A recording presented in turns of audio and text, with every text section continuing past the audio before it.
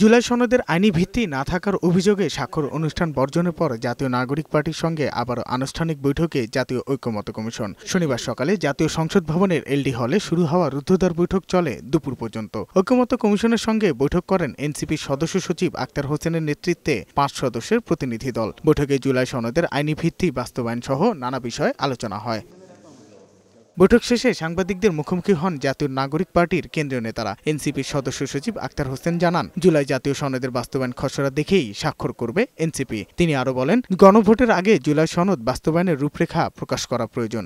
জুলাই সনদ বাস্তবায়নের যে আদেশ, সে আদেশের ড্রাফট, সে আদেশের বিষয়বস্তু, সে আদেশের পরিধি, প্রত্যেকটা জিনিস জাতির কাছে উপস্থাপন করতে হবে। জুলাই সনদ বাস্তবায়নের একটি আদেশ তারা প্রস্তুত করছেন, যেটাকে আমরা একটা অগ্রগতি হিসেবে দেখি।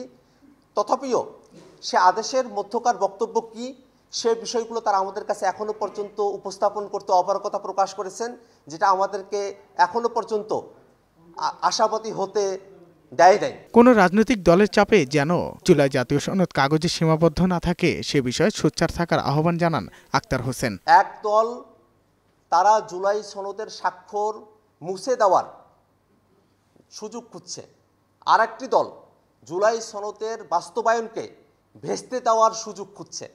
জুলাই সনদের বাস্তবায়নের যে জায়গাটি আছে, সেটা আসলে সুনিশ্চিত করা সম্ভবপর নয়। এটা সুনিশ্চিত হলে পরেই জাতীয় নাগরিক পার্টি এনসিপি জুলাই সনদে স্বাক্ষর করার ব্যাপারে আগ্রহী রয়েছে। এদিকে নির্বাচনী জোট প্রশ্নে তিনি বলেন, এখন পর্যন্ত কোনো দলের সঙ্গে জোট নিয়ে আলোচনা হয়নি, তবে যে কোনো দলের সঙ্গেই আলোচনার ভিত্তিতে জোট করতে প্রস্তুত এনসিপি। যে নির্বাচনী জোট সেটা এক ধরনের বিষয়, আর সনদ বাস্তবায়ন সেটা অন্য ধরনের বিষয়। সনদ বাস্তবায়নকে আমরা নির্বাচনী ভাগাভাগির অংশ হিসেবে আমরা দেখতে প্রস্তুত নই। সাজ্জাদুর রহমান, বৈশাখী সংবাদ, ঢাকা।